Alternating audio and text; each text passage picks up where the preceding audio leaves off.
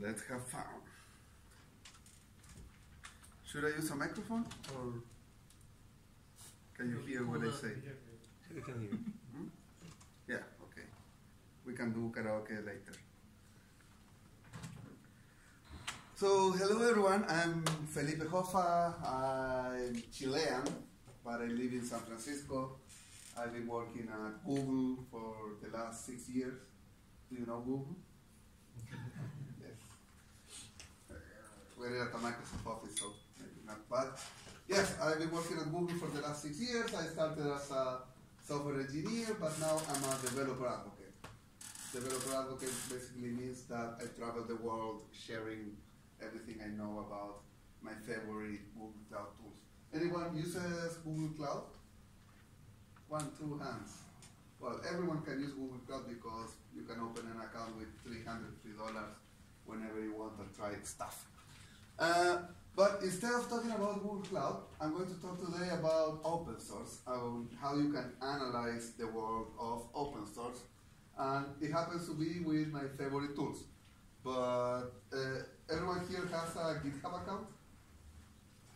Yes? Anyone has a famous project? No? It's okay. Maybe one day you will have one, but you use some projects. You have your favorite projects, you have your favorite tools. So, for example, when you look at this, what do you see? What is this? Let's make it participatory. Say the first word that comes to your mind. Code. Yes. For a lot of people, this looks like code. But we can also see a lot more things inside here. We can see dates, we can see licenses, we can see imports, we can see things that come from the future. And if we pull back, again, we can see more information, the number of pull requests, the number of stars, who are the contributors. What I want to show here is that for me, this is data. And data with big letters because this is big data. There's a lot of data that we can analyze here. And the question is, who wants to analyze GitHub? For example, if you have your own project, you really want to know how popular your project is. Like, people feel really good when they get 1,000 stars, 10,000 stars. But it's not only about the number of stars, it's also a problem of, I will use the microphone, so I need to yell less. Hello. Okay, so, what? It used to work. Now it's working. It's working. So project maintainers, they want to know if the project is popular. They want to deal with change management to see if the project is healthy. Users want to know the same. They want to know how to request features. They want to know what other projects they should be following. And before being a user, you're a project chooser. How do you choose the most popular, the most healthy, the project that has the most future? And of course, there's also a lot of data for anyone that loves data, just to run research, to integrate data, to bring insights to other people. And there are 3 main data sets that I will use today. One is GitHub, the GitHub archive. This one has been compiling all the billions of GitHub events since its start. GHTorrent goes further, it moves around the graph and it annotates this graph with additional data. And we also have a copy of the source code from GitHub. I will go deeper into this later. And with this kind of data, I can answer questions like, for example, what are the top companies contributing to open source on GitHub? You know the answer? What are the top companies? What's the #1 company contributing to open source on GitHub? Could be Microsoft. Who else? Let's see how many of the top 10 we can get. Facebook. Facebook. Which one? Which other one? Google. Google, yes. We have 3. #4. Who else? Mozilla could be. Anyone else? Red Hat. That's a good one. Anyone else? Well, with all this data, I built this chart. And in this chart, in this axis, I have how many GitHub users I found related to a company. That's this dimension. And on this one, how many repositories they were contributing to. And the size of each ball is how many stars this project got. And you can see that Microsoft and Google are there on top and contributing way more than any other company. Microsoft happens to have more users, like on GitHub that I can say, oh, that's a bigger, they have a bigger number of users. But Google is contributing to more projects, and these projects are getting more stars according to this count. Of course, you have Red Hat, IBM, Pivotal, Intel, Facebook, Apache, GitHub, and Mozilla is not on the top 10, but it's further down the list, and you can find all of this. Why is Mozilla not in this list? Because Mozilla is pretty big, but it's not here. Because basically Mozilla doesn't do most of its business on GitHub, so I'm not counting them. So you have to be very careful that when we analyze GitHub, we are not analyzing all of the open source world, but the GitHub world. And there's a lot of Google projects that are not here either. For example, Android. Android lives in a different place, and that means the Google ball should be even bigger if we counted it.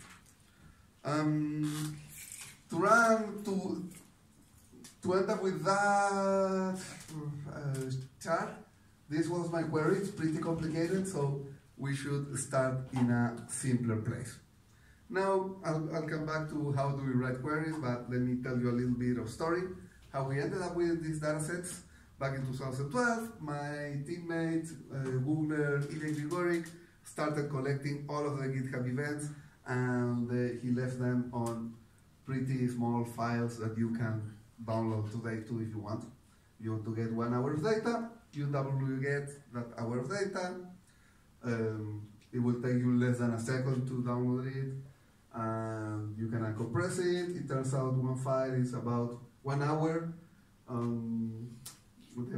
January 1st at 3 p.m. This file uncompressed has 40 megabytes of data. Pretty easy to analyze for 1 hour. But then at this rate, you want to analyze 7 years of data, suddenly you have 2.39 terabytes of data, you have 1.1 billion events, and it's not that easy to work with. So we need a different solution. How would you, what would your solution to this be? If you have 2 terabytes of data and you want to analyze it, where do you do it? Anyone has their favorite solution? No ideas? We cannot analyze this. Well, turns out we have Google BigQuery. This is one of my favorite Google Cloud products. And it's pretty cool because it's really fast. You need to know SQL and that you're ready to use it. It scales, it doesn't matter. 1 terabyte of data, no problem. 100 terabytes, no problem. 1 petabyte, no problem. But it's always on. You don't need to turn on anything. You don't need to ask for servers, memory, RAM. It's just always alive, and you pay only for what you use. How much data you have stored, and how many queries you're writing. And if you're not using it, it doesn't cost anything. If you want to upload 1 petabyte later today, no problem. It will go right inside. You can use different tools to work with it. Tableau, R, Python, Data Studio, Power BI, etc.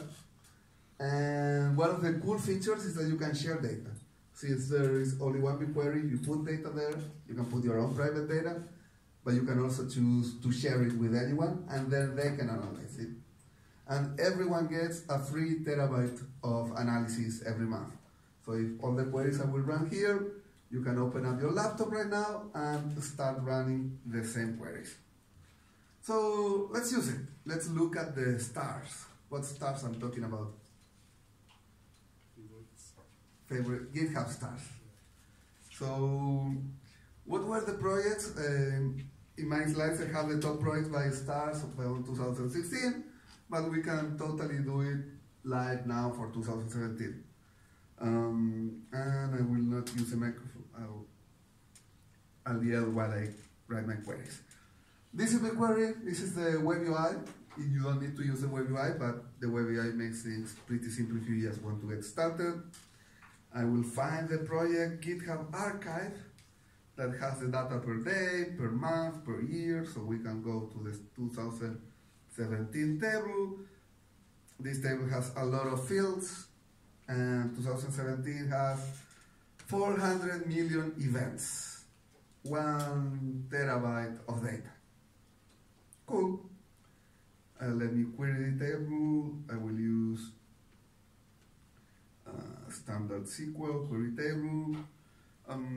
If I want to find the number of stars, let me start typing. Number of stars. I will count everything that is from the type watch event. Pretty easy, it's just running over 400 all these rows, and the number of stars given in 2017 was 30 million stars.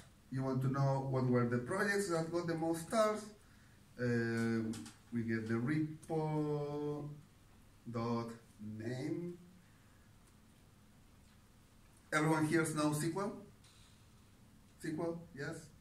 You know what I'm writing, so if I mess up, you can correct me. Group by the first column, order by the second one in descending order. Let's get the top 20 projects of 2017. Any guess? What project got the most stars? Okay, the results are there. And you can notice that it was pretty fast. We went over in 4 seconds, over 40 gigabytes of data. We counted, we ranked, and the results are FreeCodeCamp, TensorFlow, Vue.js, Facebook React, and other things. Yeah, this is pretty cool. Now we can start counting and analyzing things as we want. Now, always when you get data, you have to be a little suspicious. Is this really the ranking, or someone can be lying to us? Let me load GitHub of analyzing GitHub. This is my own project that has only 9 stars.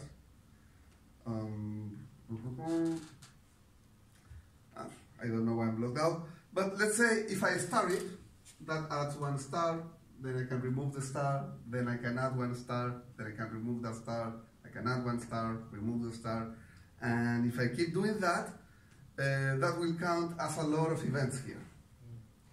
So some projects can be inflated, and they are inflated. So if I want to know the real number of stars, I can count distinct actor. So what I'm doing here is instead of counting the number of events, I'm counting the number of different people running their starting a project. So each person can only give up to 1 star. Yeah, you can find out that FreeCodeCamp loses 5,000 stars in this way. TensorFlow loses 3,000. The numbers change. So always be a little suspicious of the results you get. Let me keep with this presentation. Any questions so far? We're a small group, so if you want to interrupt and you want to run any different analysis, please stop me. I'm very happy to go around. So yeah, these were the results we were looking at. TensorFlow in 2016 was number 5. In 2017, it jumped to number 2. We're pretty proud of that. Not all stars are equal. If I give a project 1 star, it's very different than if you give a project 1 star. My stars come from someone that lives in San Francisco. Your stars come from someone that lives in Singapore. My stars come from a person that has started certain projects. You have started different projects. We all have different interests. So it's pretty interesting to, instead of just counting the number of stars, we really want to know where these stars come from. What kind of people are starting my project? Is it new users, old users? Just to run an example, here I have a query that I will copy paste. Here I will compare FreeCodeCamp, one of the top projects, with TensorFlow, the kind of people starting this project. Yeah, FreeCodeCamp has way more stars, like in 2016, 170,000 versus 24,000. But if you look at the age of the users, I don't know the age of each user, but I know when they created their GitHub account. TensorFlow users are older in GitHub use, they have watched more repositories, they have commented on more issues, and in every stats they are more experienced people, and that speaks a lot of who the audience of each project is. FreeCodeCamp is a project for people that are new to GitHub. TensorFlow in machine learning requires a lot more experience. And if we were to rank projects by the number of stars by people that have given with a lot of experience, so these are the top star projects. But now in this side, I'm only counting people that have written at least 20 comments. And then FreeCodeCamp is not the #1 project anymore. FreeCodeCamp is the #8, and Yarn is a top project, and that chooses you that anyone can be the first of the ranking. It all depends how you want to rank things, and you define your ranks. You want to find the top projects between people that are interested in .NET, look for that. It will give you a completely different result.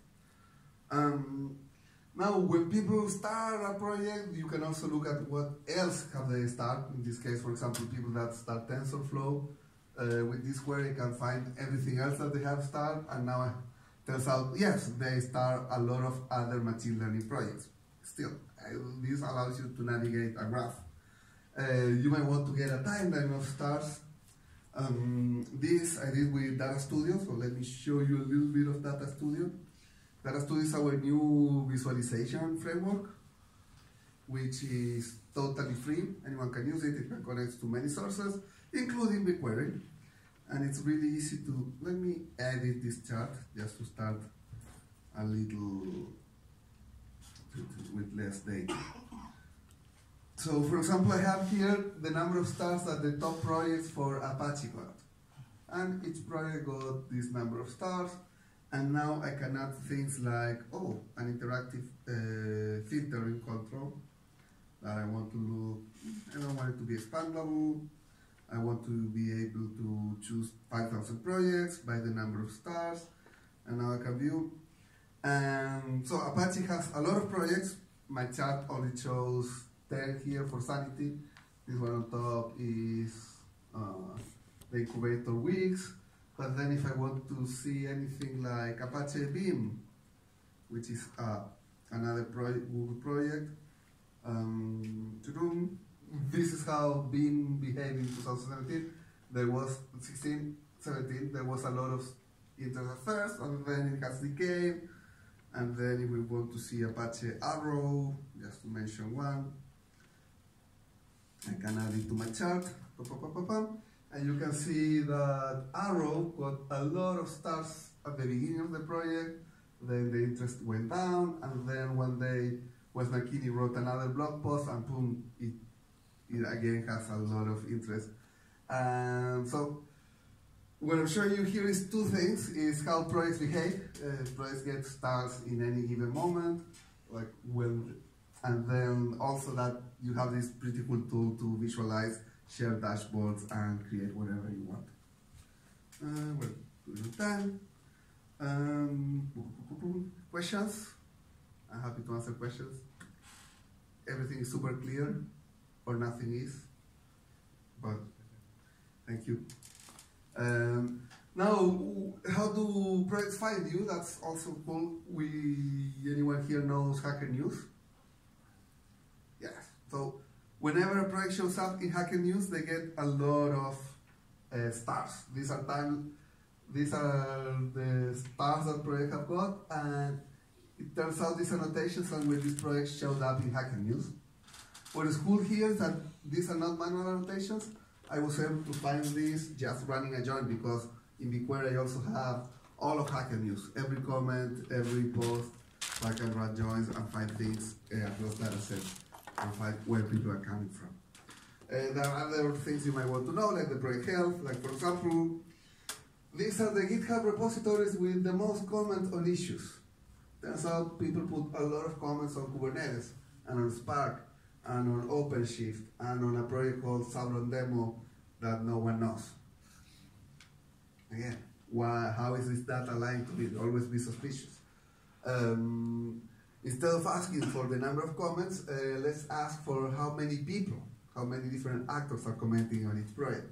Turns out on Sauron Demon, it's one robot that is writing those thousands of comments. So if we here in this chart, I have, yes, the number of authors, the number of people commenting, and the number of comments. And this ranking, I'm looking at the number of comments per author. So it turns out with Kubernetes, we have like 500 authors writing comments, and each one of them has written around 18 comments. That shows you a lot of engagement. That shows you a very active community. Microsoft, VS Code, Visual Studio, it's also pretty healthy.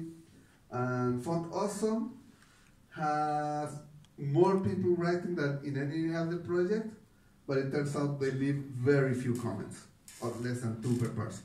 That's not an active community. That's someone commenting, saying thanks, and leaving. Different kind of project. You can do text analysis. You can do things like, for example, the first 4 words when people open issues. It would be nice. Is it possible to? I'm trying to. People are very nice on GitHub when they want to request something. These are the top ways how people start their issues. What's also interesting to see is how many of these issues get closed. So it would be nice, get 56% of closure. Versus, is it possible to, get 73% of closure. The more clear you are with your request, the better replies you will get. The best way to start an issue is to say, I get the following. You cannot be more clear than that. I get the following. That will get your reply because that's a very specific question. I love looking for the top countries. What are the top countries on GitHub?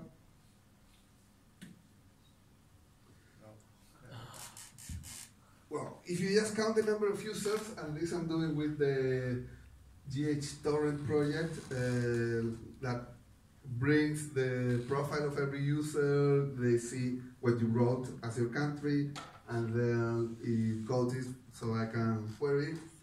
Top countries, the USA, followed by India, China, the United Kingdom, which makes sense, but it's also because those countries have a larger population. Singapore will not show in this ranking because it's a smaller country. So again, this is an unfair ranking. Here I'm counting the number of pushes. Of course, the United States has the darkest color because it's the one with the most pushes during this month. But if I divide by the number of population, I get a different chart. You can see that Northern Europe has a little way more representation because the ratio gives us different results. And if I run this ranking by concentration, number of GitHub users divided by population, these are the results I get. Iceland, New Zealand, Sweden, all these cold countries. And here, I don't have in this list Singapore because I messed it up, but Singapore is pretty high up. But there's also an issue here with cold countries, so I can bring other data sets like weather. What's the climate on each country? I also on BigQuery have the weather day by day for every weather station around the world. So if you are interested in looking at how hot Singapore is, you can build a chart like this. This is the average weather for average temperature for each station that I have around the world, grouped by country. And Greenland, Mongolia, Canada, Sweden is super cold. And on the other side, Singapore is one of the, Niger is one of the hottest countries around. Now you can see it on a chart if you, but I'm sure you already knew that. So Singapore is super hot, and I can mix both data sets, and I can run a join.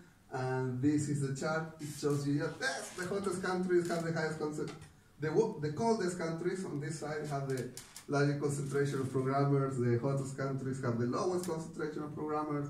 And there, that star on the top right, that is Singapore.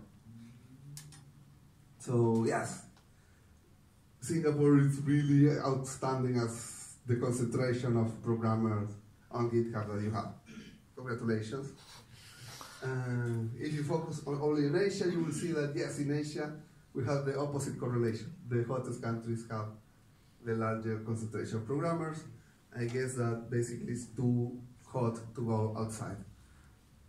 And you have the opposite in Northern Europe, it's too cold to go outside. We just like being inside.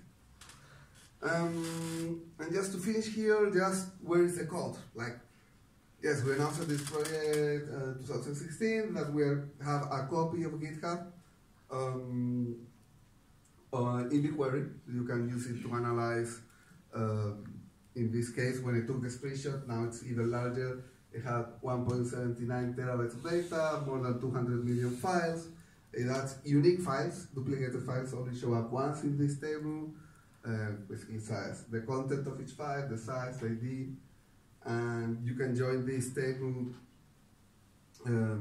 For example, if you look at if you multiply the size per copies, you get the total size that it's 46 terabytes of code represented in one table. We only put files that are less than a megabyte of size. You can join it to find all of the path for all the files. Don't try to run this join because it will just end up with 46 terabytes. Try to run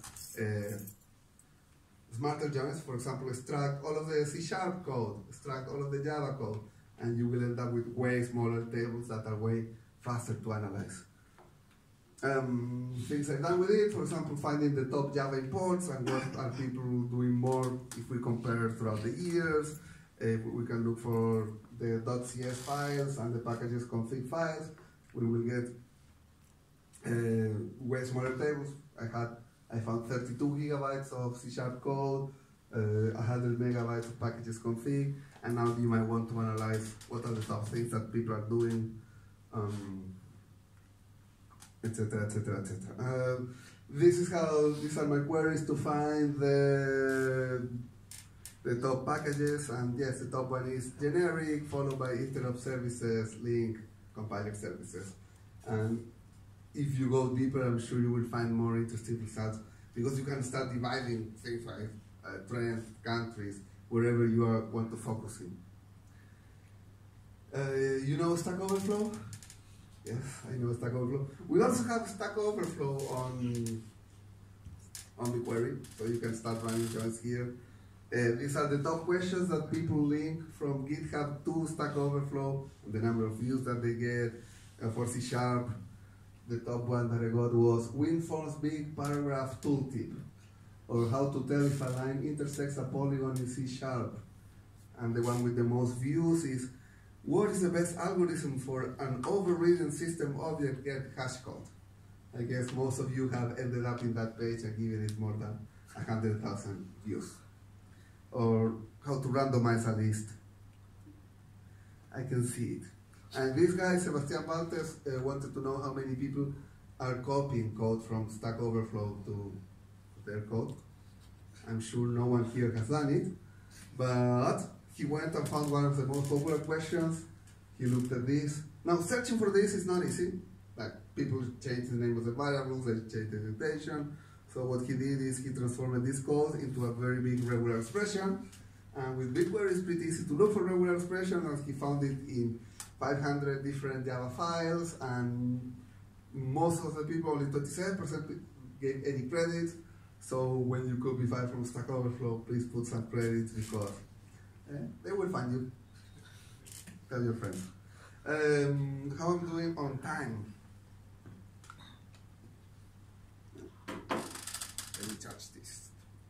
Not a problem. So for example, here someone wanted to add a feature to Go. Instead of saying Instead of writing after expiration sub time now, they wanted to write a shorter after time until. That request makes sense. Now, what does the Go team do with this? Do they implement this or not? This is a good request, and a good way to start. I would like to propose, very gentle person. But what this request is missing is data. So my ex-teammate Francesc just wrote a query and found that 2,000 repositories would benefit from a feature like this, and thus the Go Go team implemented this feature. When people ask, hey, you should rename this because it's not consistent, Francesc found that almost 700 projects would be broken, so they have not made the naming consistent. Again, you can back all of your requests with data, and when you put code on GitHub, people can analyze it, and your code counts as votes. You can vote with your code. You can go beyond regular expressions. In this case, I took a JavaScript package that does static code analysis, and turns out BigQuery can not only do SQL, BigQuery can also run JavaScript code. So I started doing static code analysis over the JavaScript files. This is my query that also has some JavaScript inside, and these are the top errors, style errors that people commit with these JavaScript files. Then I also use BigQuery to analyze tabs versus spaces. These are my rules, tabs versus spaces. I extracted all the code that I wanted to extract. I ran line by line looking if they started with a space or a tab, and these were my results. Way more spaces than tabs. But you can look at the difference per language, because in C it's like 50-50%. In C#, very few people use tabs. And if you really, really like tabs, you can go with the Go people because they only use tabs. And you can measure it. Other people have used this tool, this dataset, to fix security vulnerability.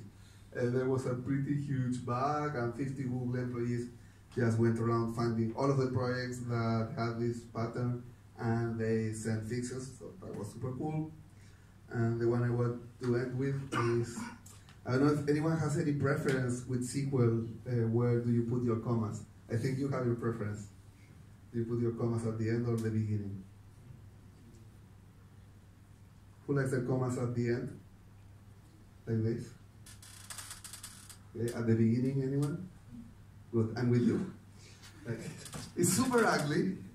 But in SQL, it turns out I cannot put a comma here. If I put a comma here, that will be a syntax error. I hate that. So to prevent my syntax errors, I ended up putting my comma at the beginning. That's not a problem in any other modern language because they will allow you to put a comma here. But with SQL, I had to change my pattern because they drive me crazy. And then I ran this analysis and found 10 gigabytes of SQL codes. I look at where the commas are, and turns out, I didn't put the chat, but there are way more projects that put their commas at the end. So yes, it's more popular. I lost my argument, unless you ask the real question, which is, which projects are more successful? And how do you define success? More stars last year, contributors, activity. Write this query, and turns out projects that allow you to put leading commas are double as successful as the ones that don't.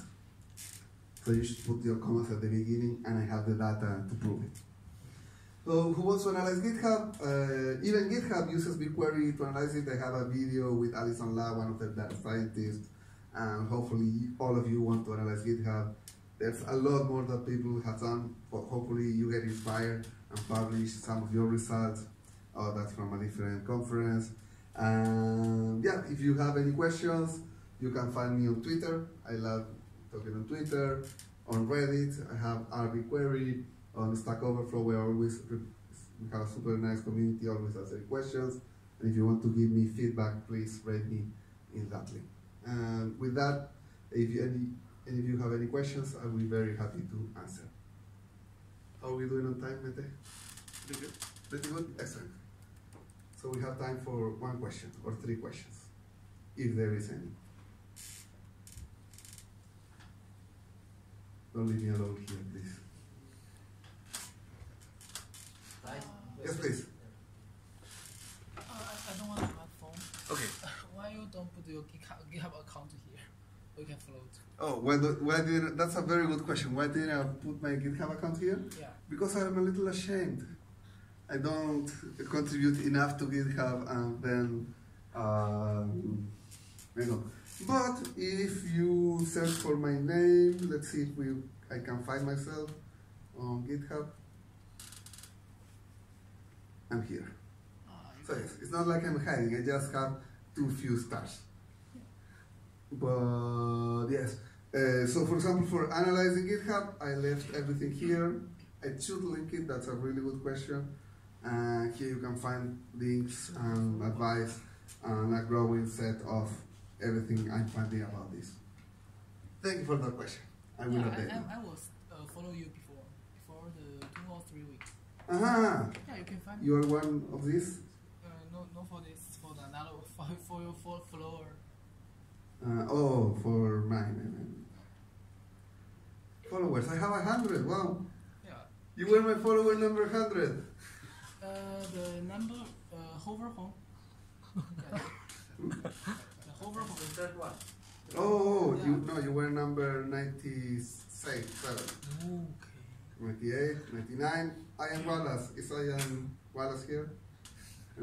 Well, thank you for bringing me up to 100. Now I want more followers. The thing is, once I start counting something, I try to. You're ready for the code for the Go, cause I'm searching for the Go project.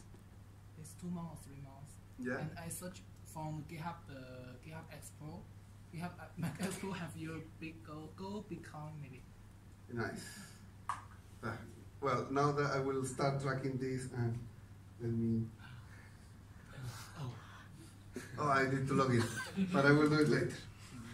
Yeah. Thank you for the question. Question number 2.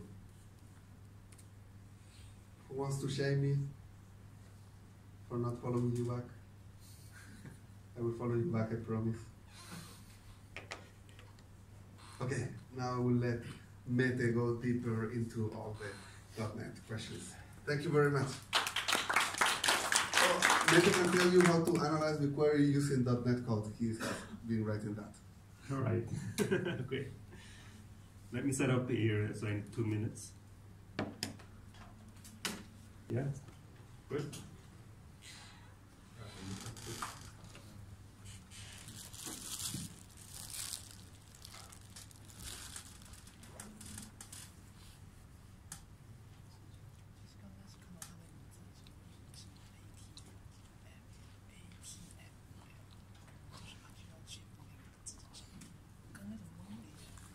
All right, let's get started. So my name is Mete. I'm a developer advocate like Felipe, but I'm based in London instead of San Francisco. This is my Twitter, so if you want to get the slides, I'll probably post them on Twitter. Feel free to follow me. So I'm going to be talking about running .NET apps on Google Cloud. So I'm guessing everyone here is .NET people, because this is .NET Meetup, so that's good. I guess the first question that you have is that Windows and .NET on Google Cloud, because most people don't know about this, or maybe they heard it for the first time and they're really surprised to know that Google actually supports Windows and .NET. And we do, and that's the point of my talk, so I just want to tell you what kind of support we have for Windows and .NET applications. And I guess it's not so surprising that Google Cloud supports .NET, because if you look at what's been happening in the last couple of years, it's been kind of interesting for the .NET world. So if you look at 2014 and onwards, first .NET went open source, as most of you know. Then after that, we started seeing tools and languages moving from Linux to Windows and Windows to Linux. So we had Ubuntu and Debian started running on Azure, Microsoft's cloud platform. Then we had OpenSSH coming from Linux to Windows. Then we had SQL Server and PowerShell coming from Windows to Linux. Then we had Bash coming from Linux to Windows. And for me, the biggest thing was the ASP.NET Core. So Microsoft created, well, I guess the community and Microsoft created an open source version of ASP.NET. that runs on Linux, Mac, and Windows. So that opened up a lot of opportunities that I'm going to talk about. And the year ended in 2016 with Microsoft joining to Linux Foundation, and Google joining the .NET Foundation with all the work that we did with Google Cloud.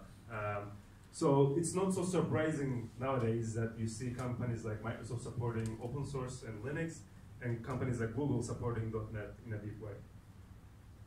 And what is Google Cloud? It's a platform of a bunch of services. So we have things on compute. So we have Compute Engine, which are virtual machines on Google Cloud. We have App Engine, which is kind of like app services on Azure, but on Google Cloud. We have Kubernetes Engine for running Kubernetes clusters on Google Cloud. We have Cloud Functions, which is kind of like Lambda on AWS. We have a bunch of storage solutions for SQL databases, NoSQL databases, Spanner, which is a horizontal, scalable, and strongly consistent SQL database. It's kind of like Cosmos DB, I think, on Azure. Bunch of networking options, bunch of big data stuff, BigQuery that Felipe talked about. But then we have Cloud Dataflow for processing big data. We have Dataproc, which is a way to run Spark and Hadoop clusters in Google Cloud. What else do we have? We have PubSub for publish subscribe messaging. We have a bunch of machine learning APIs, like Vision API for detecting images, Speech API for speech, translation, and a bunch of others. And we have some security, identity, and management things. And there's even more. I won't go through them all. Management tools for debugging and monitoring and logging called Stackdriver. And then we have a bunch of developer tools like the SDK, and you can store your source repositories on Google Cloud. There's cloud tools for Android Studio, cloud tools for Visual Studio. So yeah, it's a whole platform basically that you can explore yourself. I'm just going to pick and choose some of them and talk to you about them today. But it's going to be a very small subset of all we provide. Any questions about any of this so far? No? Okay. So when it comes to deploying your code, there's basically a spectrum of highly customizable and highly managed. So depends how you want your code. So basically depends how much management you want or how much customization you want. So if you are used to having your own machine, then you can have virtual machines, and the virtual machines on Google Cloud, they're called Compute Engine. You can have virtual machines on Linux, on a bunch of different Linux versions. And you can have virtual machines on Windows, so we also support a bunch of Windows Server virtual machines as well. We also have something called Cloud Launcher. It's a marketplace to deploy solutions to Compute Engine. So you can think of it as, like, for example, if you want to install WordPress on Compute Engine, you can just search for it on Cloud Launcher, find the solution, and just click, and then it will install WordPress on Compute Engine. So it makes it easier to install applications and solutions on Compute Engine. So this is highly customizable, meaning that once you have the virtual machine, it's basically your machine, and you can do whatever you want with it. But at the same time, you're fully responsible over it. So if you install any kind of applications on your virtual machine, it's up to you to maintain that application and make sure that things are updated when you need to update them. Now, on the other end of the spectrum is the highly managed part. So we have Cloud Functions. So these are Lambda functions that I don't know what they're called on Azure, but on AWS they're called Lambda. The idea here is that you define your function. It's a Node.js function.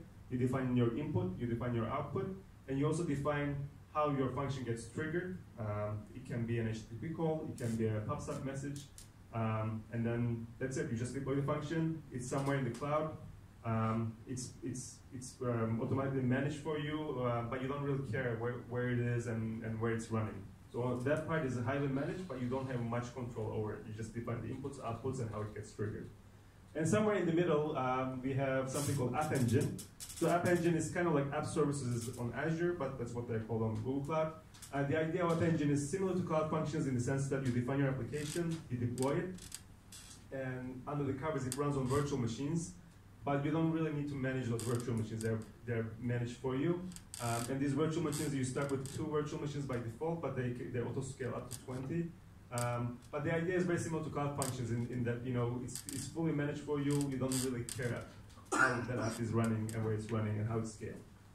And then somewhere between virtual machines and App Engine, there's something called Kubernetes Engine. This is a way to define a container cluster using Kubernetes. So we give you basically a managed Kubernetes cluster where we manage the master, and then from then on you have the master, and you can just use kubectl command to schedule your containers. And then we have some tools around this. So we have something called Container Builder to build containers in the cloud. And then we have something called Container Registry to store your containers in the cloud. So you use Container Builder to build your containers, and then they get stored into Container Registry. And then from then on, you can take it and run those containers on App Engine, or you can run them on Kubernetes Engine, or you can even run them on pure VMs if you want to. So it makes it really easy to build containers and store them in the cloud. So this is kind of like the options that you have in the cloud today on Google Cloud. In terms of .NET deployment options, as you all know, .NET world is split into two now. The traditional .NET world that runs on Windows, and then the new .NET Core world that runs on Linux. So because of that split, you have two different options for deploying these apps to Google Cloud. So if you are doing traditional .NET applications on Windows, what you can do is you can get a Computer Engine instance running Windows Server, and you also can get an ASP.NET Framework installed on it, and they can just deploy your application from Visual Studio to Computer Engine, just like you could do it on Azure or AWS. And I'm going to show you an example of this. If you make the switch from .NET on Windows to .NET Core on Linux, then you have two choices. You can run it on App Engine, or you can run it on Kubernetes Engine. And it used to be called Container Engine before, but now it's Kubernetes Engine. And I'm going to talk about the differences between the two and why you want one over the other. And then on top of that, most people on .NET Stack, they use SQL Server as their DB, so you can deploy SQL Server instances on Computer Engine as well. We set up a bunch of different SQL Server versions. And then there's a Visual Studio plugin for Google Cloud that I'll show you, that you can install, and it makes it easy to manage your Google Cloud projects. There are a bunch of .NET libraries on NuGet for Google Cloud that I'm going to show someone with today. And there is also PowerShell commandlets. So if you are used to using PowerShell scripting, we provide Google Cloud commandlets for PowerShell, and you can use those to script your access as well. So any questions so far? Yes. Yes. Is that SQL Server for Linux then? No, this is SQL Server running on Windows. We don't, I mean, you could technically install SQL Server on Linux as well yourself, but this one we provide images, where they make images for you. I'm going to show you this, but we don't have anything special for Linux yet. And for the compute, so is the Windows server, you have the nano server or the full server? It's the full server, yeah. All right, what I want to show you now is, let's say that you have a traditional ASP.NET applications running on Windows, and you want to move that to Google Cloud. How can you do that? I just want to go through that quickly so that you get an idea what it takes to move your existing apps to Google Cloud, okay? So it's basically showing you this part. So the application that I want to show you is called Contoso University. Anyone knows this application? Yeah. Yes? Yeah. So it's a reference application. It's a reference MVC5 application, I think. That's like a typical model view controller application. It's backed by a SQL Server, and it's used by Microsoft to show how to do MVC properly. So I just want to show this app, and then I want to run it locally, and then after that I want to move it to Google Cloud and see how we can do that. So let me just show it running locally. So I have the Visual Studio here running. And just to, well, let me just run this quickly. So the first thing that you'll realize is that I'm using a SQL Server, and it's local DB, so it's running locally on my machine. So I'll just run this. So I just wanted to show you quickly for people who don't know the application.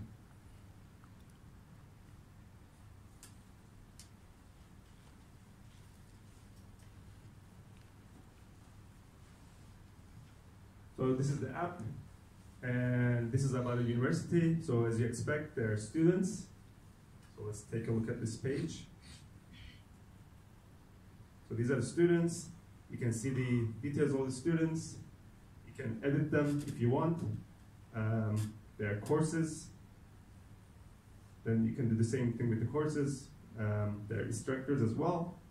And then there are departments, right? So typical MVC application backed by SQL Server running locally on my machine. I'll just close this. So to move this application to Google Cloud, let's see. First, what I want to do is I want to install Google Cloud Tools for Visual Studio. It's an extension that I can install to Visual Studio to make it easy for myself. Then we need a Windows server running in the cloud so that we can deploy our application. So I'm going to get a Windows Server virtual machine with ASP.NET Framework installed on Compute Engine. And then we also need a SQL Server running on Compute Engine, so I can use SQL Server running in the cloud.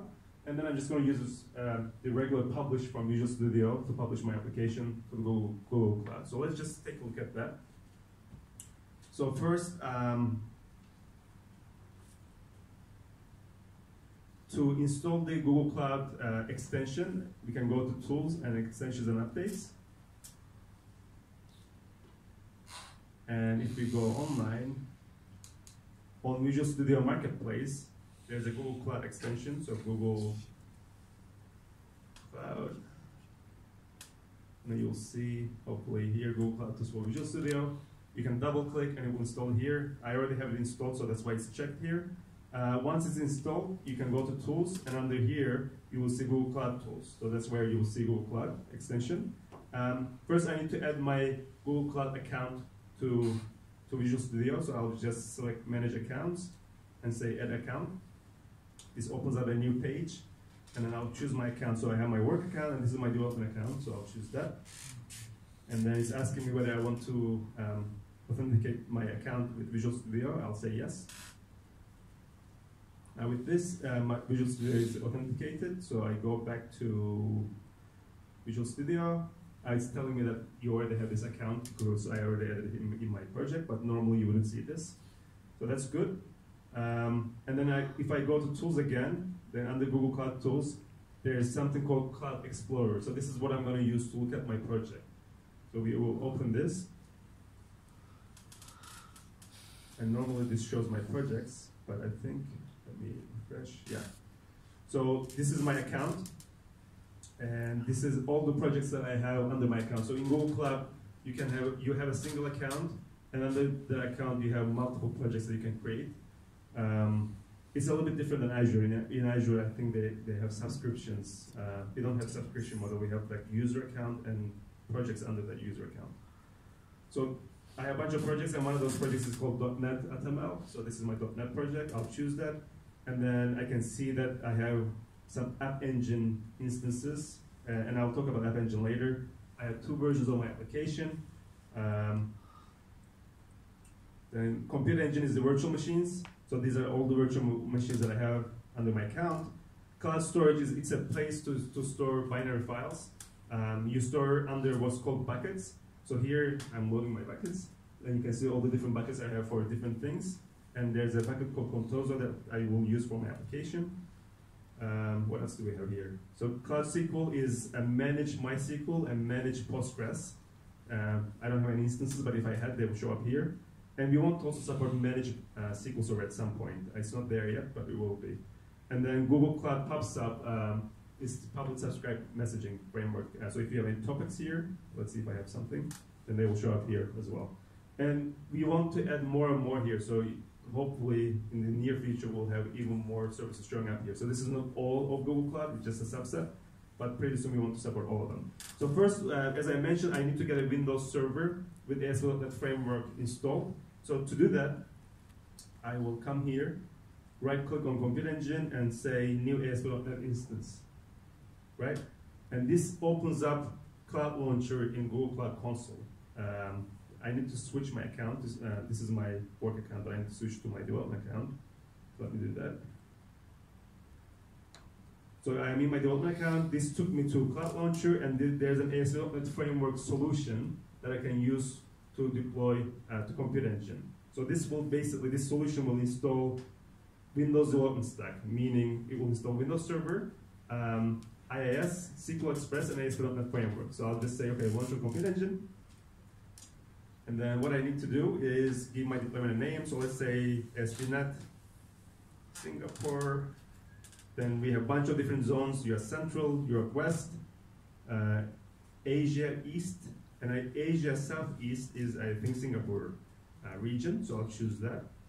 Then you can choose your machine type. So there are some machine types, micro instances, small instances.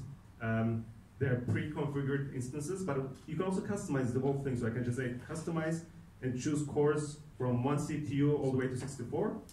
And then same thing with memory. I can go from 14 gig to 104 gig. So you can fully customize it. So let me just choose one of the configured ones. I will choose a small instance. In terms of Windows Server instances, we support 2008, 12, and 16. I'll choose 16. You can choose persistent disk or SSD disk. I'll go with persistent disk. And then size 100 gig is fine. So I'll just keep the defaults. And I'm allowing HTTP traffic, HTTPS, web deploy, and RDP. So I do deploy, and this will, within a minute or so, will give me a Windows Server with IIS and SQL Server Express and ASP.NET Framework installed. While this is happening, I also need a SQL Server, so let's get a SQL Server. So for that, what I'll do is I'll go back to Visual Studio, and then again right-click here, but instead of new ASP.NET instance, I'll say new instance. This will take me to Google Cloud Console again. Sorry, I need to keep switching back and forth because this is my work account, so let me just change to my development account. As you can see, this is already deploying, but we'll get back to that. So I am in Compute Engine area. What I'm going to do is I'm going to call this instance SQL Server Singapore, and let's change the zone again to Southeast 1B. I'll keep the machine type, but what we need to do is, boot disk is right now Linux. I want to change that because I want to install SQL Server. As you can see under OS images, we have Debian, CoreOS, Ubuntu, all the different flavors of Linux. But what I want, and there's also Windows Server.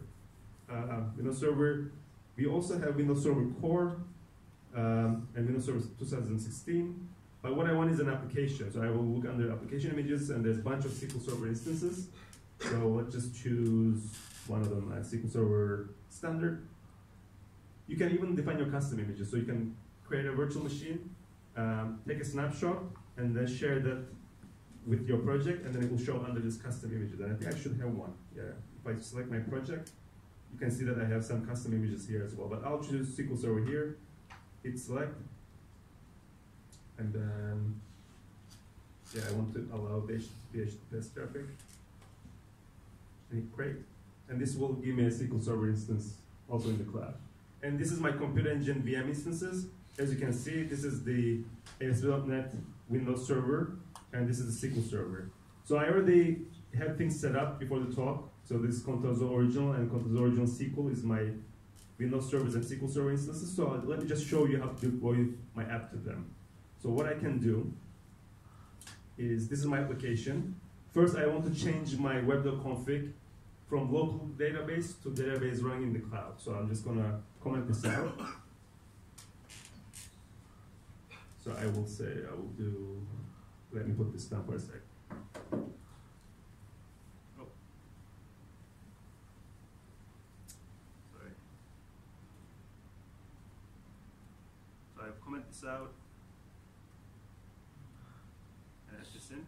So I'm basically pointing to my SQL Server IP running in the cloud, and then save.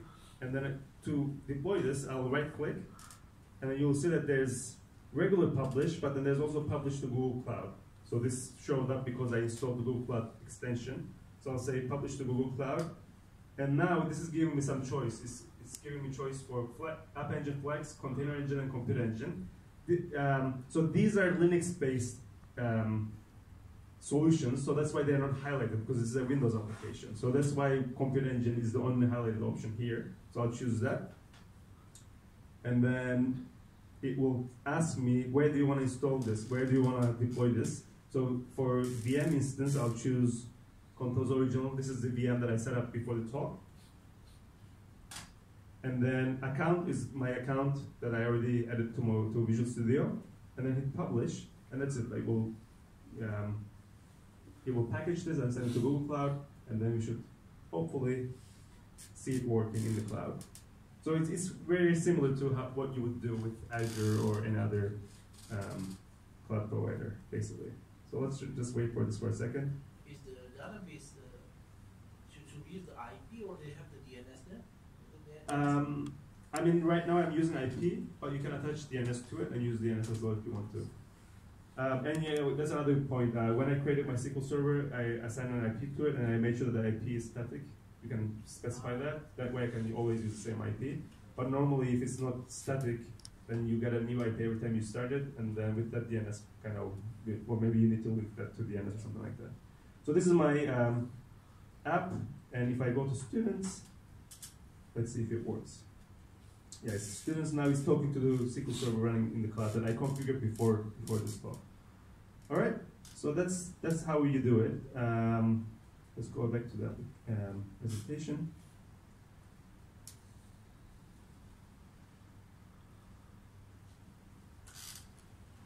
All right, loading. There we go. All right, so we moved our application to the cloud.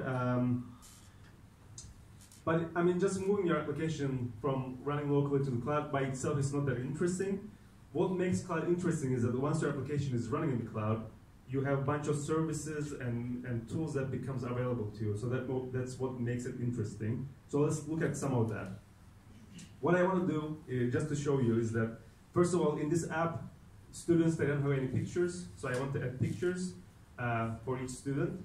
But you need to store those pictures somewhere, right? So I'm going to use something called Google Cloud Storage to store the pictures for my students. Uploading pictures one by one for each student is going to take a long time, especially if you have a big university. But thankfully, we have PowerShell commandlets to script this. So I'm going to show you some PowerShell commandlet to send the pictures. If you give students a way to upload pictures, I'm sure some student will try to upload some violent or adult picture. But thankfully, we have Vision API, which is a machine learning API that you can use to detect pictures and get information about those pictures and not allow violent or other pictures. So we'll use that. And then finally, I want to add some fun facts about students. But for that, I want to be able to use speech. So I want to be able to talk to enter a fun fact about a student. And I want that speech to be translated into text. So for that, we're going to use Speech API, another machine learning API. So I'm just basically using some machine learning APIs and some cloud storage and some PowerShell commandlet just to show you the kind of things that you get when you move your application to the cloud. So let's take a look. So first, I want to show you the storage part. So this is my app. What I did is I created a number of services. The first one is called Image Uploader. So this is the service that I'm going to use to upload images. One thing that you're going to realize is that it's using Google Cloud Storage v1. So this is a NuGet package that you can use to talk to Google Cloud Storage. And we have NuGet packages for pretty much all the Google Cloud services on NuGet. So if you look under google.cloud.something, you'll see a bunch of packages. So here I'm using that. And the first thing that we are doing is that our image uploader gets a bucket name. So you have to store your images somewhere. So that's the bucket name. That's the bucket that you're going to use. Then we create a storage client from storageclient.create. And so this is what we're going to use to talk to Google Cloud Storage. And then I have a method called upload image that takes in an image and an ID of the student. And then it uses storage client, upload object async, to upload that image basically. And it passes in the bucket name, the ID of the student, the source of the image, and then I'm also specifying that this image is public so that anyone can access this image. But you can also limit that to private images as well. So that's one method, and then the other method is delete uploaded image. So when I delete a student, I want to make sure the image is also deleted. So I create this method that takes in an ID, and then it uses again the storage client to delete the object, pass in the bucket name and an ID. So that's how you do it. And just to show you how this is used, if we look at upload images, I use it from student controller. So in student controller, so this is the controller class that controls when a student gets created and deleted and stuff like that. There's a create method, and then what I'm doing here is that if there's an image that's been passed in, then I use image uploader to upload the image first, and then that will give me a path, a public path that you can access. And I set that path as image path on the student and save it to the database. So I upload the image, get a path, set it on the student, and then from then on we can have a link between the student and the image, right? So let's just run this quickly.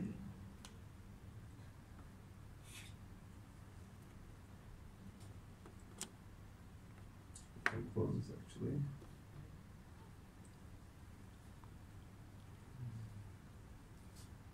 And actually, if I go here, so this is Google Cloud Console, and if you look at under storage, so this is Google Cloud Storage, you will see a bunch of buckets, but one of those buckets is called Contoso. That's my application. There's nothing under here right now. So what I'm going to do is, this is my application. Let's go to the students page.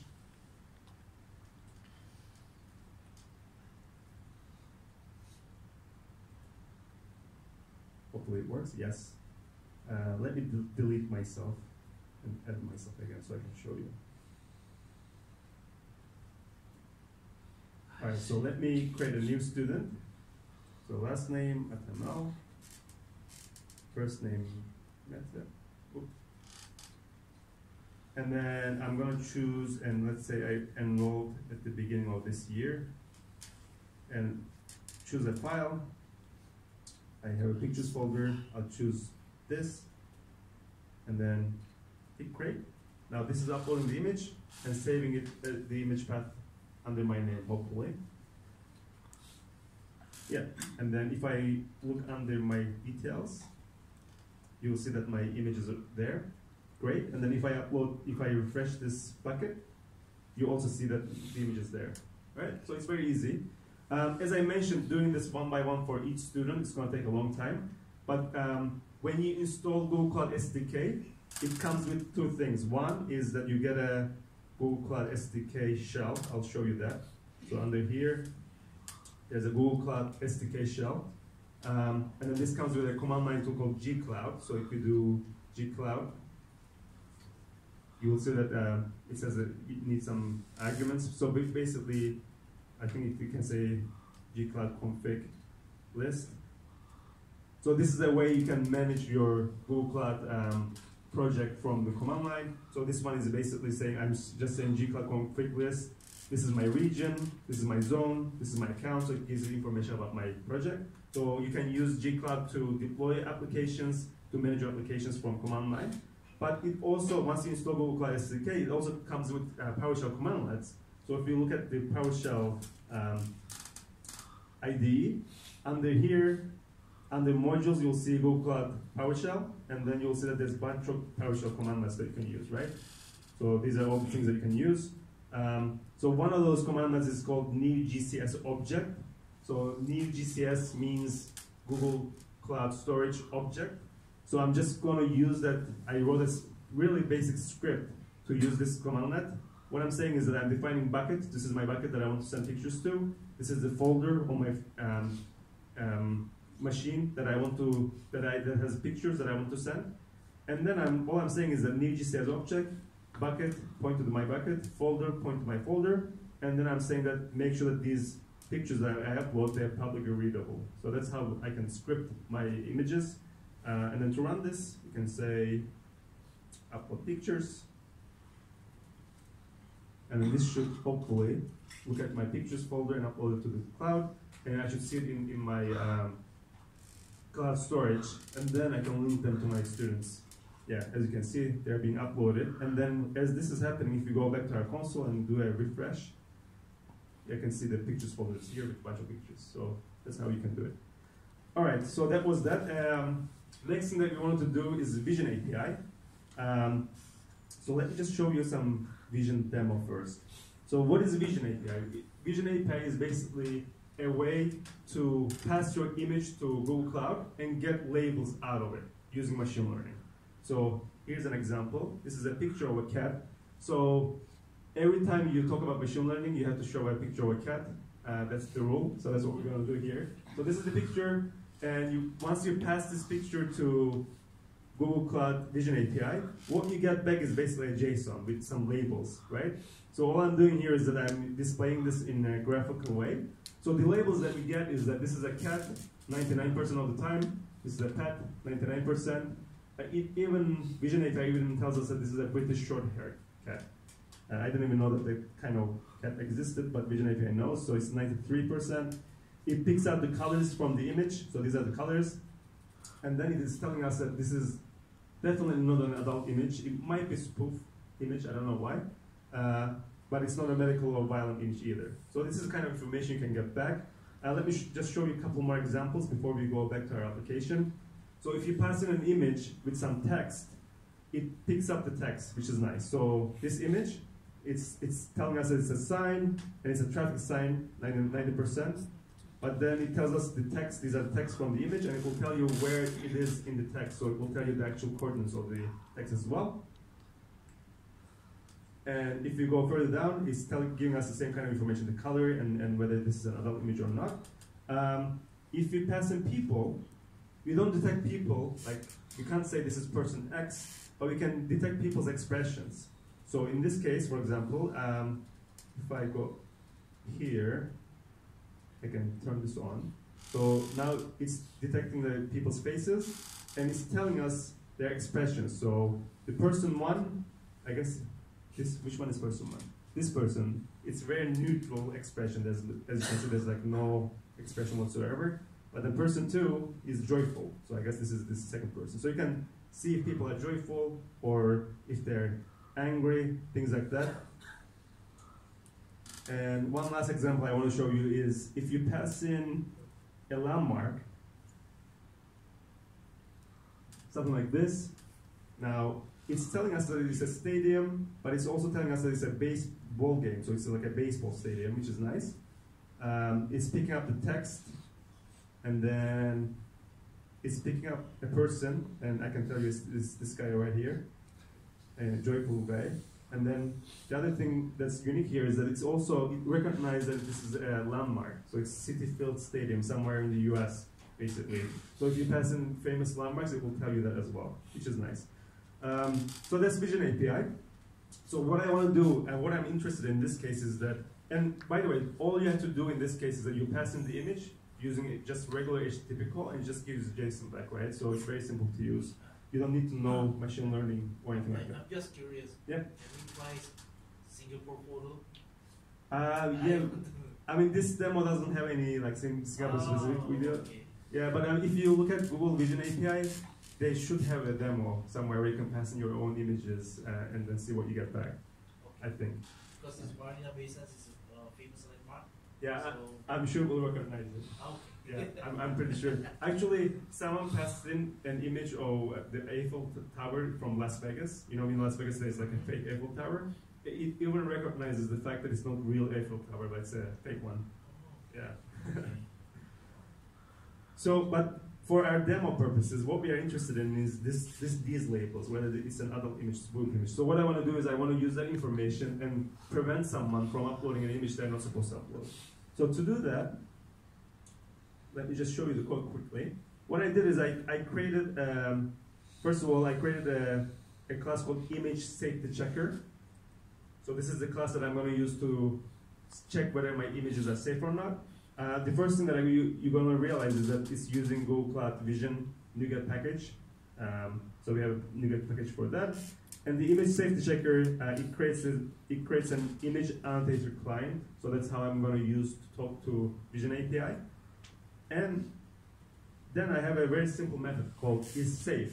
isSafe method takes in an image and it will return true or false. If the image is safe, it will return true, otherwise it will return false. And all we are doing here is that we are using the client and we are calling a method called detect safe search async, and we pass in the image.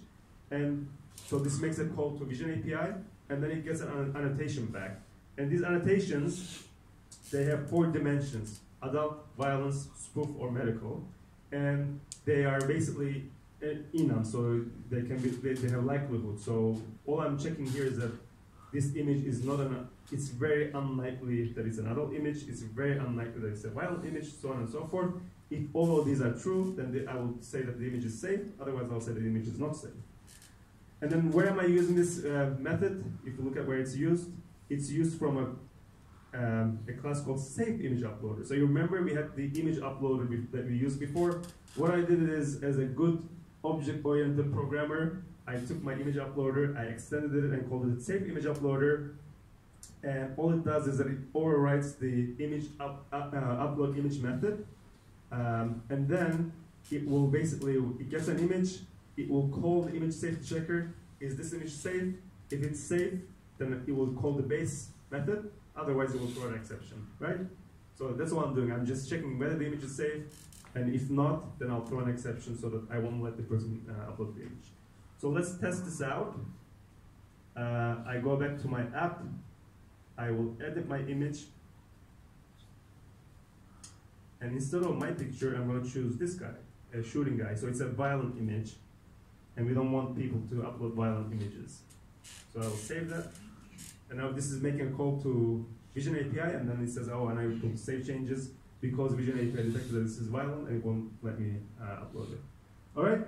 And then the last thing I want to show you is Speech API. So there's another machine learning API from Google Cloud where you can speak and it will take your voice and convert that into text.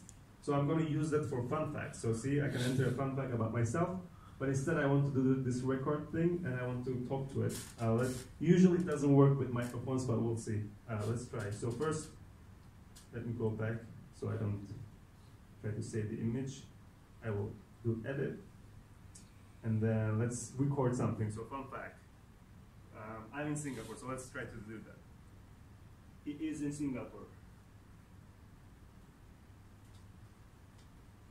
Oh, you know, I think I have to wait there. Okay, I'll try one more time. Let me see if my microphone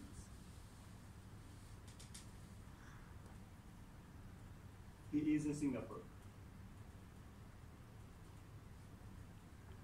It's not working. Okay, one last time. Singapore. Okay, this doesn't usually work for some reason whenever I don't have a headset. But anyway, if it worked, it would basically take my voice and then it will change it to text. And just to show you the code quickly, again, the Speech API, it's very easy to use again. I created something called Voice Recorder. This class, basically, it's not interesting. It has a method called record from microphone, given some seconds. So given 3 seconds, it will record your voice and save it to a file. And then Voice Recognizer is the interesting class. So this guy, it's using Google Speech NuGet package. And then, just like before, we create a speech client. That's how we're going to talk to the Speech API. And then there's a recognize method that will pass in the voice that I saved. And then it will get a response. And this response will have some results. So I'm passing my voice to Speech API. It gives me a response. And then in the response, I get some results, and I also get some alternatives. So usually you get one result back, but sometimes when it's not that obvious, you might get some alternatives with some score attached to them. Here, I'm just going through the alternatives, and I'm returning the first one, basically. But normally you would check like, the score and return that one. So here, I'm just returning the first alternative in the transcript, and this is basically the text that I'm interested in. And then if you look at how I use this, again, I use it from student controller. So there's a record method. I use voice recorder. I record my voice. Then I pass into recognizer that gives me a text, and I set that as the fun fact about the student. Okay? But I guess the point here is that basically you're using machine learning with just one API call, and it makes it really easy to do that. Okay? Let me go back to my presentation. I'll make it in time. Okay, 8:30. So I don't have that much, but I just want to cover a couple more things before we finish. So this is showing you running traditional .NET applications on Windows, right? But the world is moving to a new containerized world. Who is using containers in production today? 2 people? Really? Okay, I mean, if you guys are not looking into containers, you should look into it, because with .NET Core, everything is moving to Linux and containerized world. So I think it's a good time to invest into what containers are and how you can use them. So what is a container? You can think of them as virtual machines, but they are much more lightweight than virtual machines. They started with Linux processes, but now Microsoft also created Windows containers as well. They're much bigger than Linux containers, but you can still run them. They're lightweight, they're sealed and isolated, so you can have multiple containers running on a single machine. On a single virtual machine, you can have tens of containers running. They are very easy to deploy. It takes seconds to deploy a container. They're introspectable, meaning that just like you can log into a virtual machine, you can kind of SSH into a container and see what's happening. And for me, the most important part is that they're composable. So what you can do is that let's say you're creating an ASP.NET Core application. It depends on the ASP.NET Core framework, so that can be your base image that you get from Microsoft. Then you can build your image on top of that. That's your application. And if someone wants to build their application on top of your application, they can build their image. So you can compose all your dependencies. And each layer is like individually cached. So if a bunch of images depend on the same base image, you only download it once, and everything is cached. And Docker basically made containers accessible to everyone. In Docker, there's something called Dockerfile. It's a way of defining your environment, your dependencies, and how your container is supposed to run. So in this case, for example, this is our base image. We are depending on a Debian image. This is our environment, so we are installing the Nginx package, and we are exposing port 80, and we are defining what to run in our container. So in this case, we're running Nginx, right? So with one file, you're defining everything your application needs, and Docker makes sure that your application runs consistently everywhere. But then containers by themselves are not enough, because when you run up your application in production, you need redundancy. So you need to run multiple containers in case something goes down. Docker doesn't really help for that. If you need to scale up or down, you need to do that yourself. If you want to roll out a new version of your application, you need to do that yourself. If you have configuration and secrets, you need to manage that yourself. So just because you took your application and containerized it doesn't mean that you're done. There's all this stuff that you need to do behind the scenes. So that's why we have App Engine Flex and Kubernetes Engine to help you with these kinds of problems, right? So App Engine, first I want to talk about App Engine Flex. So it's the easiest way to run containers in production. What does App Engine Flex do for you? You basically define your container and just say gcloud app deploy, and Google Cloud builds your container in the cloud. It will host it in Google Container Registry, and it will deploy it to virtual machines running in the cloud. But for you, this is all transparent. You just say gcloud app deploy, and everything happens transparently for you. With App Engine Flex, you got dashboards that I'm going to show you about. You got versioning, so every time you deploy your application, you get different versions. Once you have different versions, you can do traffic splitting, so you can say, I want 50% of my traffic to go here, the other 50% to go here. And you also get auto scaling. So in App Engine Flex, you get 2 virtual machines by default, but it can scale all the way up to 20, and it's just automatic. It just happens out of by just deploying it to App Engine Flex. So let me just show you one app. I already deployed an app. I just want to show you once you deploy what you get. So if we come to Google Cloud Console, under here, under compute, you see we have compute engine. These are the virtual machines, but there is also App Engine. So you get a dashboard, and this dashboard, I have 2 versions of my application, version 0 and version 4. And under this dashboard, you can see things like latency, traffic, VM traffic, CPU utilization, all the things that you expect from a dashboard. You have services. So in App Engine, you can have microservices. In this case, I only have one service, the default service, but you can have multiple of them. So that's how you can do microservices. Under versions, you can see the different versions of your application. So now I have version 0, getting all the traffic running on 2 VM instances. But I also had deployed a new version called version 4. If I want this guy to get some traffic, I can do split traffic.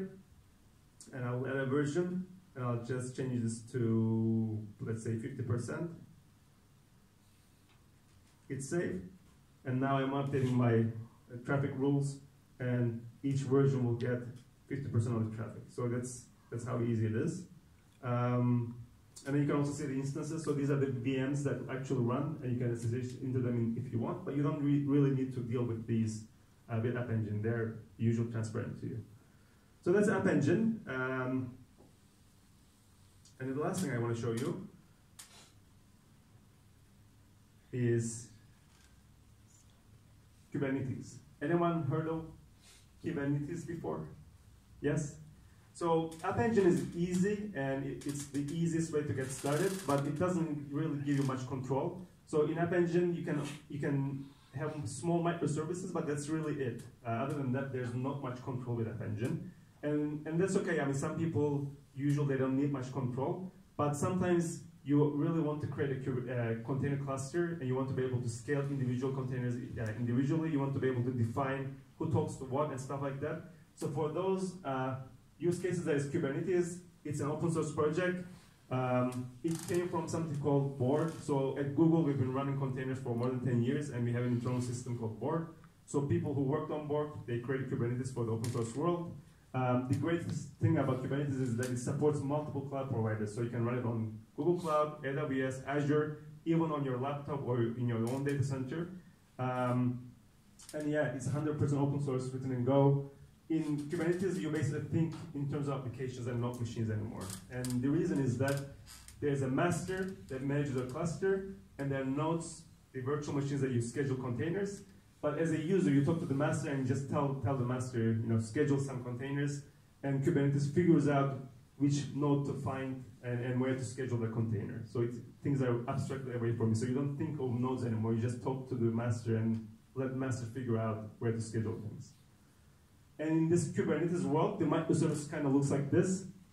So firstly, you have your code that's packaged into a container, and it lives in a container registry, either on Docker Hub or Google Container Registry. From there, you create a pod template. You are basically telling Kubernetes how to create your container. And then you tell Kubernetes what you want to be true. So there's something called replication control in Kubernetes. In here, you're saying, I want 3 replicas. So you want 3 copies of your container to run in your cluster. Kubernetes will look at your nodes. These are the available machines where you can schedule containers. It will find the right place to schedule your container and create your containers. And once you have your containers, you can label them with different kinds of labels like roles and environment and application.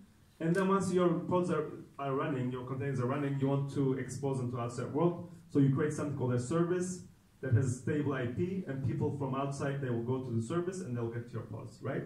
So in this world, your microservice is a combination of your code, like your container, and combination of what Kubernetes provides with replication controller and with service, and they basically work together to create your microservice.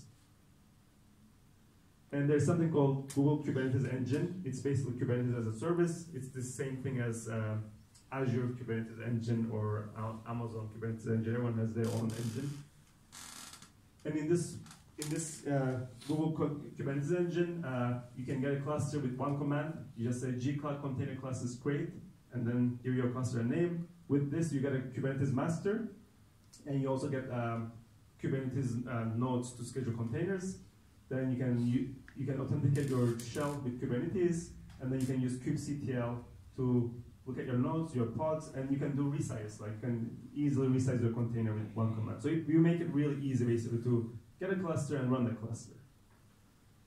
And then last couple of things. So the Kubernetes master is fully managed, so you don't have to worry about it yourself. Google manages that.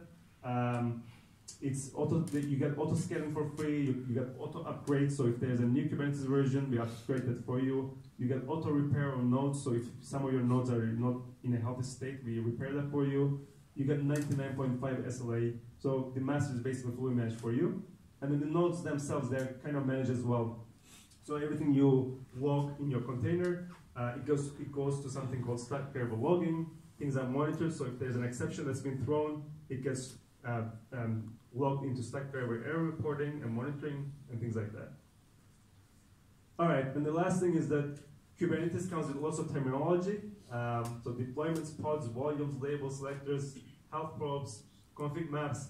I actually do a talk 1 hour on Kubernetes, but I won't cover it here. Just know that Kubernetes basically has lots of building blocks to make managing containers in production easy. I mean, it might be overwhelming at first to look at all of this, but in the end, it helps you not to write code. Everything is written for you. You can just use them in your clusters. Yeah, that's it. Thanks very much. This is my Twitter. I'm going to post the slides later today or tomorrow morning. And yeah, I'm not sure. Do we have time for questions? It's what time is it? Yes. 8:45. Yeah. We have time. Okay, so if you want to stay around and ask questions, I'm here. Any questions? Anybody want a T-shirt? Maybe I should reframe it. Who wants a T-shirt? Yeah. No, I mean, I guess we can give them away if people don't have any questions. Yes. Actually, I'm here for the ASP core. Okay. Yeah, but you didn't really cover that. ASP.NET Core. I mean, no, I did cover that actually. So if you have ASP.NET Core on Linux, then you can deploy it to App Engine, Flex, or Kubernetes Engine. So how would I get the ASP core So deployed on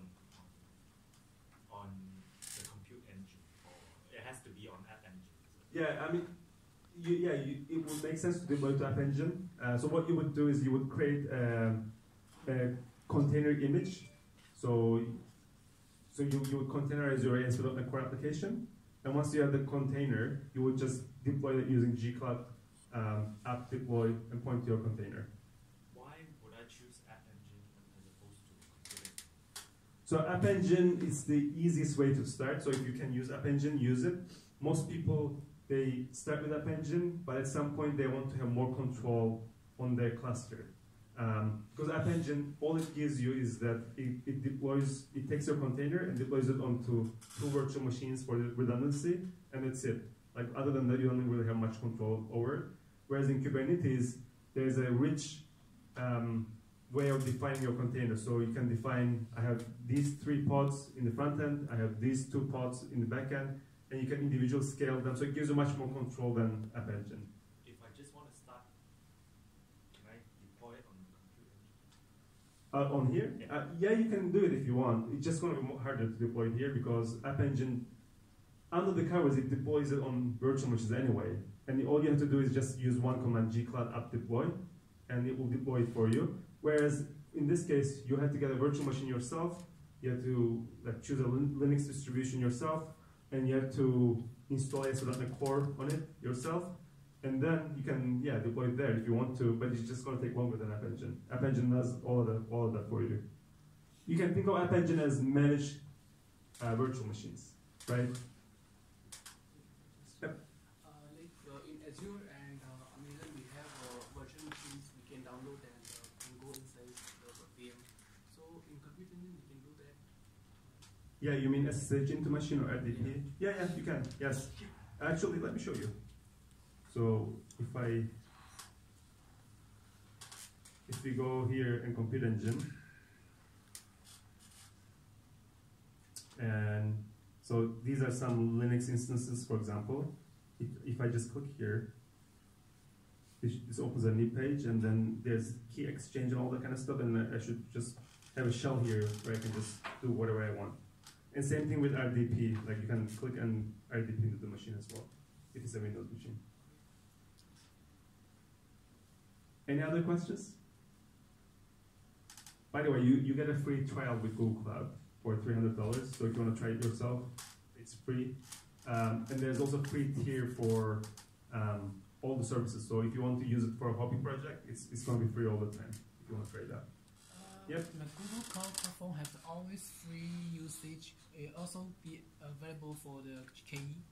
Yes. So actually, if you go to this page, Yeah, free. cloud.google.com, free. Yeah, free. Always free usage. Yeah. So this is $300 for 12 months for free, but then there's also always free one. So you can look at for App Engine, you get like 28 instance hours per day, which means like it's basically free, and 5 gig of cloud storage for free, for data store, for computer. So you can basically see for each product what's free, what's always free. Yep. If you screw up SSH, is there any way to get back in? What do you mean screw up SSH? If something goes wrong and you can't start up SSH. I mean, all I have to do in Google Cloud is just click this button and it does all the setup for me. So there's, unless you mess the VM or something, Yeah, I mean, if you mess up the VM and there's something wrong with the keys or something, then yeah, you have to fix it somehow. But usually you don't do that. There's no other way to get in besides SSH. Yeah. And can we see the app engine? Suppose that you have Visual Studio and you have .NET Core inside.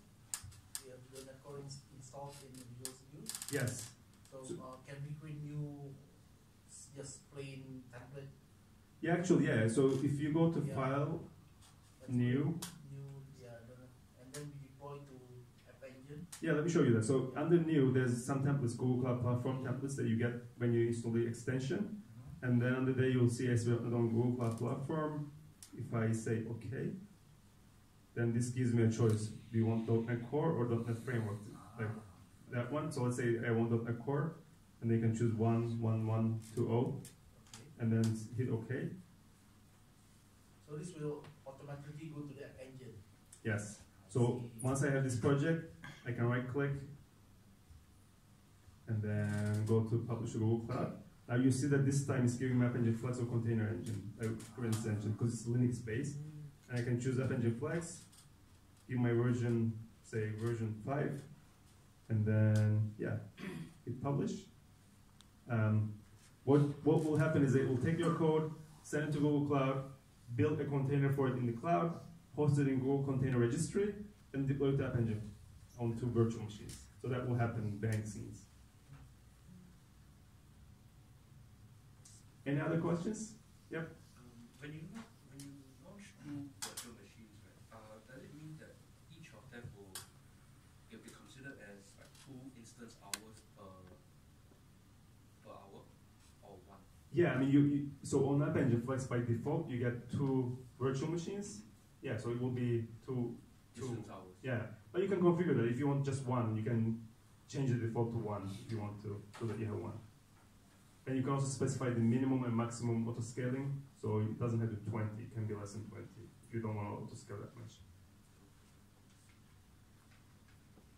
Yes? Is your instance already have a HTTPS enabled? Instance has HTTPS enabled, not by default, but when you create the instance, you can specify what's enabled. So you can say HTTP enabled, HTTPS enabled, RDP enabled, web deploy enabled. It's up to you. Yep. Other than SQL Server, do you support any other database? Yes, we support manage MySQL, manage Postgres, and SQL Server, but not manage. You can deploy SQL Server, but you have to manage it yourself. But we want to support manage SQL Server as well. And we also have something called Spanner. Spanner, it's if you know Cosmos DB, it's something like that, but better, I would say. So Spanner is basically a SQL server that can scale horizontally and it's strongly consistent at the same time. Guaranteed? Yes, it's guaranteed. Because it uses atomic clocks to do the synchronization, so it's guaranteed that it's strongly consistent and globally available and horizontally scalable. I know some people think it's against CAP theorem, but it's not. Technically, it's a CP system, I think. So it guarantees consistency, and it might be unavailable, but that unavailability is so small that it's almost like it never happens. But it is expensive, so. Yeah. So you wouldn't use it for small projects. Any other questions? 1, 2, 3. All right. Well, thanks very much. People who ask questions, please get your t-shirts, and if there are remaining ones left, then I guess you can just give them away. First come, first serve. Yeah. Thank you.